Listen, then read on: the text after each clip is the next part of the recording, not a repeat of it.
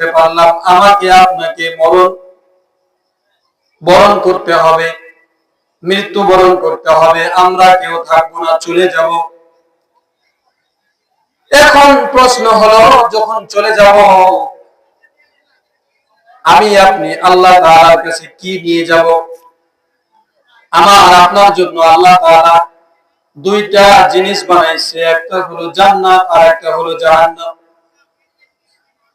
আল্লাহ সুবহানাহু ওয়া তাআলা আমাদের জন্য দুইটা জিনিস বানাইছেন, একটা হলো জান্নাত আর একটা হলো জাহান্নাম।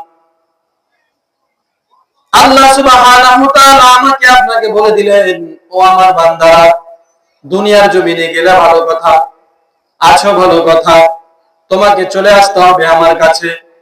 তবে আমার কাছে আসার আগে তোমাকে কিছু সামানা নিয়ে আসতে হবে, তোমাকে কিছু আমলের ব্যবস্থা করে নিয়ে আসতে হবে, কিছু আমল জোগাড় করে নিয়ে আমার কাছে আসতে হবে। কিয়ামতের দিন সবাইকে একত্রিত করব, সবাইকে জমা করব, সবাইকে ডাকবো, সিংহায় ফু দেওয়া হবে, দুনিয়া তছনছ হয়ে যাবে, ধ্বংস হয়ে যাবে। এই যে দুনিয়া, বিশাল অট্টালিকা, বাড়ি গাড়ি সব ধুলাই ধূসিত হয়ে যাবে। কবর থেকে সবাই উঠতে থাকবে কিয়ামতের দিন হাসরের ময়দানে একত্রিত হওয়ার জন্য, জমা হওয়ার জন্য। এরপরে আমরা সবাই একত্রিত হব, জমা হব। জমা হওয়ার পর প্রত্যেকের হাতে ফেরেশতারা আমলনামা দিয়ে দিবে। এরকম ভাবে একটা আমলনামার লিস্ট আমার আপনার হাতে দিয়ে দিবে। আমার সামনে আপনারা যারা বসে আছেন, আপনারা বলেন তো আমার সামনে, আমি আপনাদের সামনে যে কাগজটা ধরে আছি, এই কাগজের উপরে কিছু লেখা আছে না নাই? অবশ্যই কিছু লেখা আছে। এই লেখাগুলো একজন কম্পিউটারওয়ালা লিখেছে। এই লেখাটা, এই পেজটা একটা সাদা পেজ ছিল, একটা সাদা কাগজ ছিল। এই কাগজের উপরে লেখা হয়েছে, কালারিং করা হয়েছে, অনেক বক্তার নাম লেখা হয়েছে, মাদ্রাসার নাম লেখা হয়েছে, কোন সময় বয়ান হবে সেটাও লিখে দিয়েছে, কোন বক্তা কোন সময় উঠবে সেটাও লিখে দিয়েছে, কখন থেকে আলোচনা শুরু হবে, কখন গিয়ে শেষ হবে তাও লিখে দিয়েছে।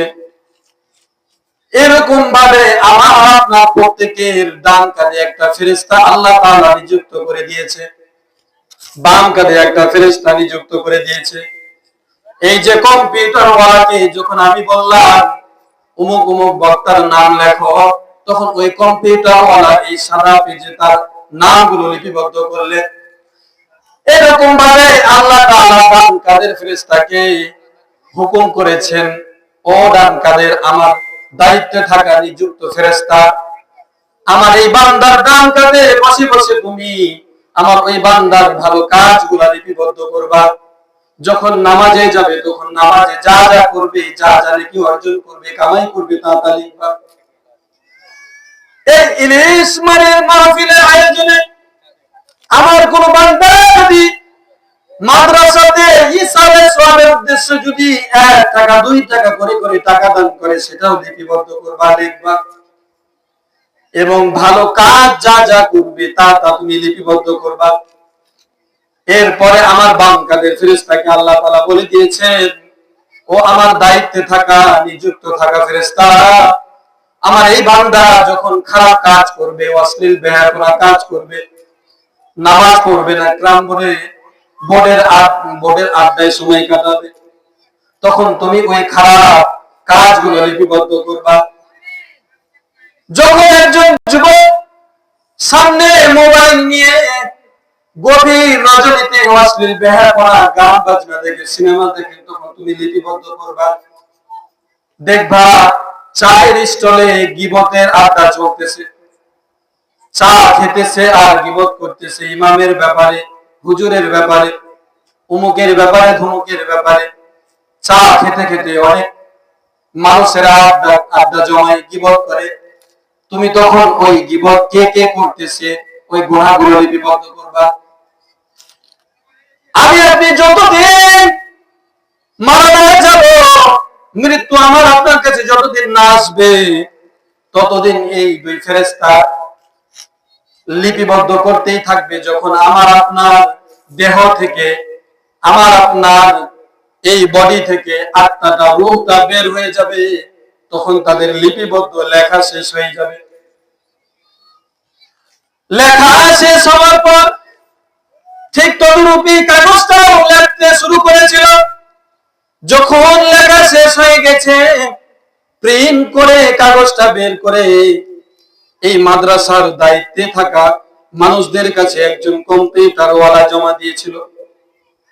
ওই ডান কাদের ফেরেশতা, বাম কাদের ফেরেশতা আমার আপনার আমল লিপিবদ্ধ করা শেষ করার পর সুন্দর করে ওই আমল নামাটা, ওই লিস্টটা, ভালো কাজের এবং খারাপ কাজের লিস্টটা সুন্দর করে আল্লাহ সুবহানাহু ওয়া তাআলার কাছে জমা দিয়ে যাবে। জমা নিয়ে যাওয়ার পর বলছিলাম কিয়ামতের দিন হাসরের ময়দানে যখন আমরা সবাই একত্রিত হব, জমা হব, এই কাগজের মতো একটা লিস্ট আমার আপনার হাতে ধরাই দিবে। ও মুসলমান দিদি ভাইরা আমার, যদি এই লিপিবদ্ধ এই লেখাগুলো যদি মনে করেন আপনার আমল যদি হয় ভালো ভালো, তাহলে আপনার ডান কাঁধে ওই আমল নামা দেওয়া হবে। আর যদি আপনি নাফরমান বান্দা হই, নেকির পাল্লাটা ভারী না হয়ে গুনাহের পাল্লাটা যদি ভারী হয়ে যায়, তাহলে ওই গুনাহের বোঝাটা আমল নামাটা আমার